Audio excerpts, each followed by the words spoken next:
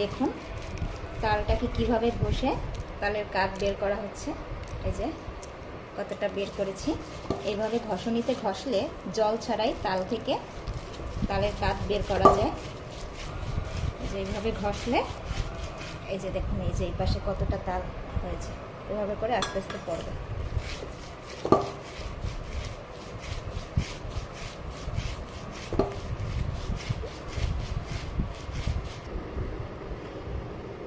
দেখুন তালটাকে ঘষে নেওয়ার পরে একটা নেটের জালে নিয়ে নিয়েছি।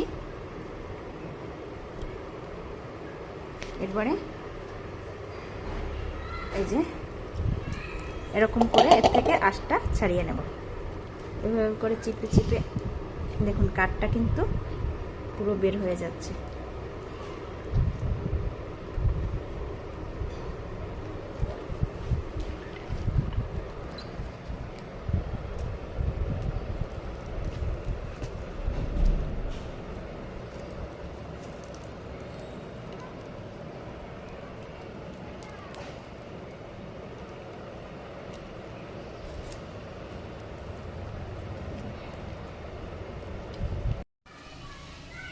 দেখুন তালের পিঠা বানাচ্ছি।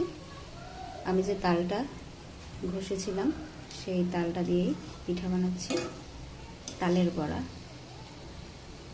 এই যে দেখুন আমি কিছুটা ভেজে নিয়েছি, আর এইদিকে ভাজা হচ্ছে।